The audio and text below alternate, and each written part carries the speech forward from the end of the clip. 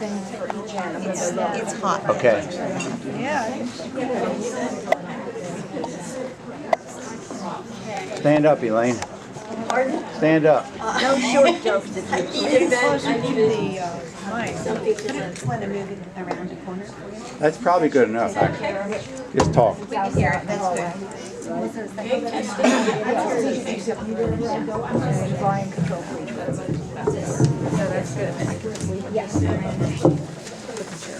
I don't like low sound. They're taking this in order of the first child, which is Daniel. I'm from the Daniel line. Some of you have found already are from Daniel and Catherine. And some of you are from further on down the line and very close to me. Randy is about the closest.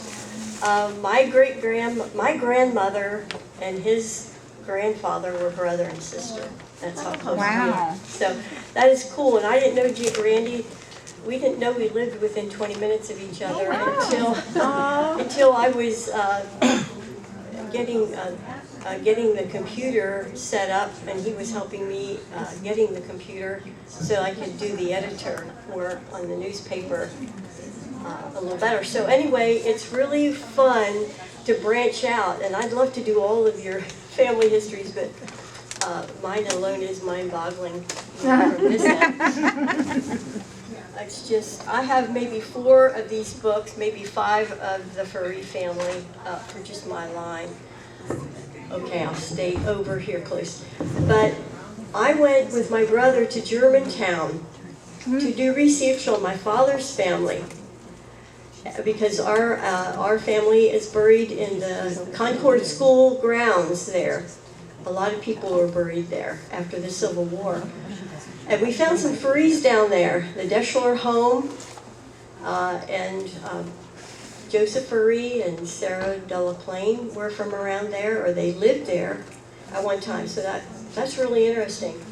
Daniel, and then it was Daniel, the father, and then his son, Andrew C. Furry, who married Mary Reed. You heard of Mary Reed. Okay. Then his son, David Furry Sr., and Miss Finn is from that line too. She goes up to David. Okay, that's the 4th generation down. Then it's another Andrew, and then his son Andrew, who married, Andrew Sr. married Mary Furry. Her name was Furry. Her father was Peter Furry, to give you that connection. So their son was Andrew Furry Jr., who married Rosanna Gladfelter. They have many different spelling. His son was John C. Furry, who married Mary Ann Ludwig. When they came to York from Strasbourg, they all lived in Strasbourg until Andrew Furry Sr. I did a newsletter article on there was a map of a land grant that my brother did for the newsletter, pictures of the land grant in York that he had purchased somewhere around 1893, 94, somewhere around there. But that's where they came to York. So from then on, they were from York. And I was born and raised in York. So his son was William Henry Furry Sr., who married Martha Mary Bossler. And the Bossler name is German. She came from Bavaria, Germany. Now this could apply to any of you who had people coming over around that period of time. She came over when she was 6 years old. She was born in 1862, so somewhere around 1848. So she came over here in the early 1850s. So if you had any people coming over before then, around the 1850s, and a little bit thereafter, I had found a document of one of the Frees in York had it. Maybe Carol Young or Randy would know about this. My mother and I were at one of the Furry homes, and they found a document written in High German. and it described what they had to do before they came over here on the ship. They were supposed to have sound health. There had to be no delirium or mental illness in the family. This was all written in High German. Luckily, that day my mother and I were visiting there. We didn't even plan it. We just went, when they came up from Florida. There was a lady next door who could read German. And she came over and she said, I don't know if I can read this, it's in High German. But she did, she pieced it together. They had to bring their own basin, their own towels, or a rag. That's probably all they had in those days. They spent all their money on the ship fare, and so they didn't have much. So, but they were responsible for all these little personal necessities. Everything that they brought over, that was it. So I've read stories about ships too, that people got sick, and of course they were in close quarters, so it wasn't fun. Not a luxury tour. So that was, and then they landed in Philadelphia, and she was 6 years old. She had, her mother was pregnant.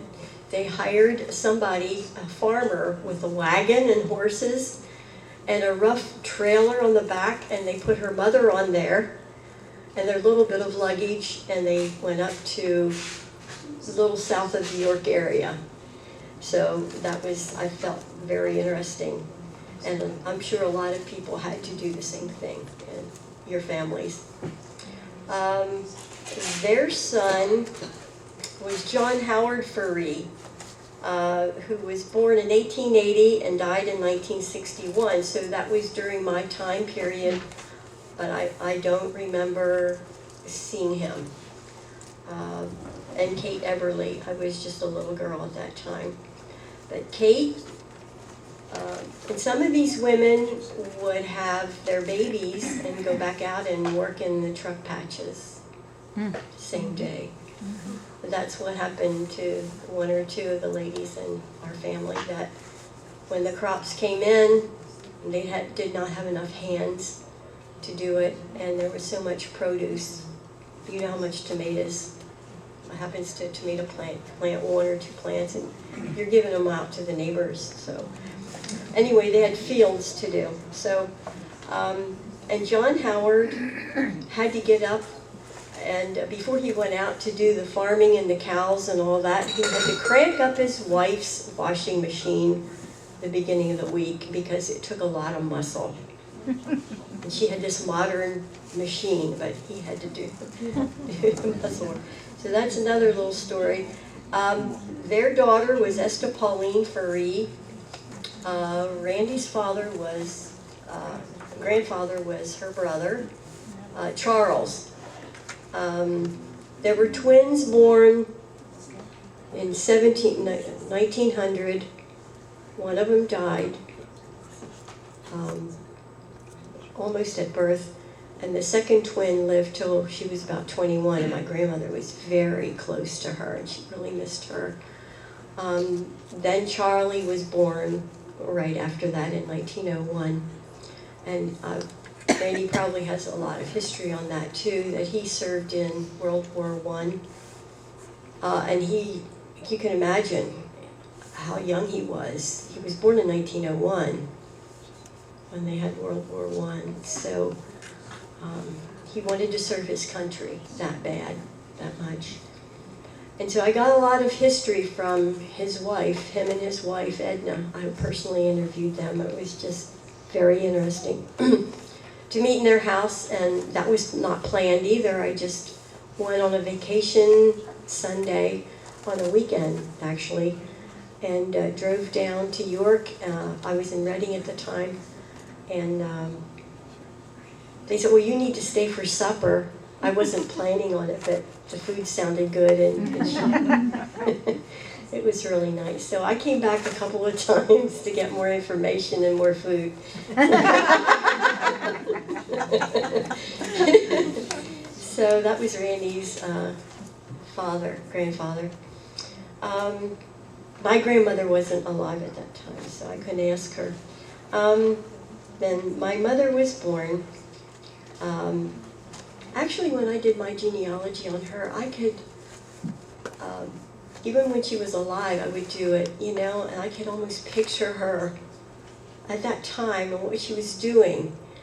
And the same way with some of my grandmothers when I'm doing my genealogy. I just feel like I can see them in that day and what they were, maybe a little thing that they were doing around the house, or walking from this neighbor to that neighbor.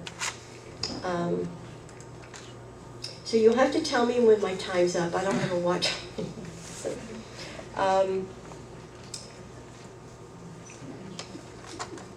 So where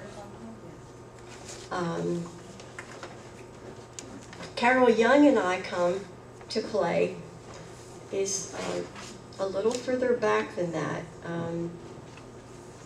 Where was it? Her great-great-great-grandmother, tell me if this is correct, Carol, was John C. Furry. That's where we're connected, because was your great-grandfather, two greats, Spencer Spurgeon? That I don't know. I know John C. I think was the one that went off to the Civil War and has never returned. Is that the one? Oh yeah, I forgot that story. It's just a little anecdote. Yeah, nobody knows what happened to the body of John C. Furry. For some reason, he moved to Ohio. If anybody can tell me why they moved to Ohio, I would love. But he enlisted. He enlisted out there in the army, and they were doing somehow or the other. He was with the whole regiment. And he was on a horse. One of the stories was that he was on a horse. It's not documented, but they were on horses, and they were crossing the Ohio River near Cincinnati, and he drowned. So we don't know if he was shot by the enemy or what happened. And it was a war going on, the Civil War, so they had to keep going, you know, and so the body was never discovered. So we don't know. Yes. Have you ever ordered his military records from the National Archives? Probably tells what happened. Thank you. I will, but There's also a marvelous museum, the War College in Carlisle has wonderful records of regiments, the best I've ever seen. okay. I've done Civil War research there, so it's I'll fabulous have in to Carlisle.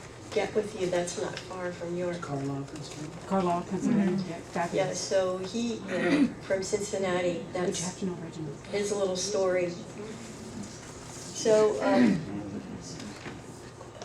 I thought sure that Carol was connected by Samuel, Yes. who was Samuel Spencer, yeah, who was David's son. Samuel Spencer was William Henry, who's my great-great-grandfather. So they were brothers. So it goes back one more generation from Randy and me. And the connection there, the wife was Eleanora Reeve, I believe so. Reaver, yes. Yeah, I'm pretty sure because I talked when we had the Jacobus reunion. I really miss that, you know. You get connect up and get to know some of your relatives that way too. But everybody's busy. When you talk about Jacobus, and I just throw in, but I'd love it, yes. An interesting story. Yeah, can Jacobus, Pennsylvania used to be Paradise, Pennsylvania.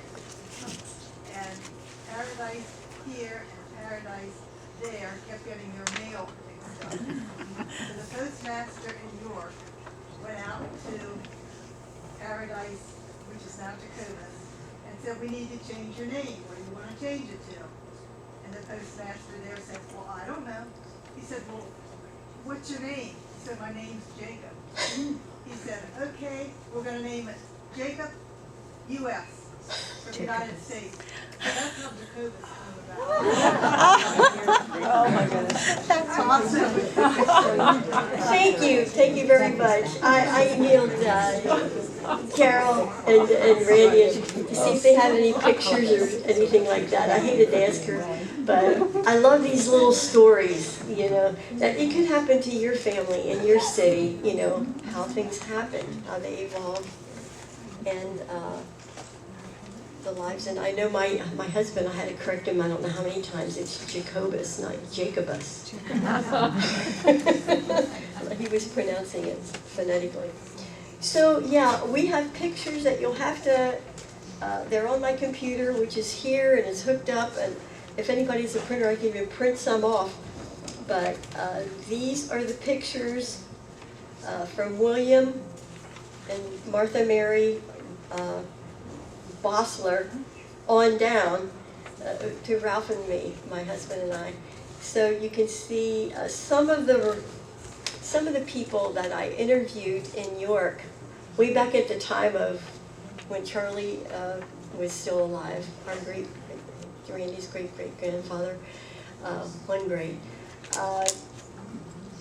It was just such a good feeling, you know, to connect up with that. But and of course I knew the names of, you know, the brothers and sisters and everything and their genealogy. But when I walked up to one of the places of the Farees, they didn't know me from Adam. They never saw me go, "You look like a Faree." "Thank you," I said. So this top one here is William Faree, and this is John Howard, his son. And I think they look a lot alike. And of course, my grandmother has a little bit of her mother in her. So it's cool if you want to look at it, or if you want to look at any of the family history I have here. So that's the end of my discussion. If anybody has anything to add, Carol or Randy or any of you.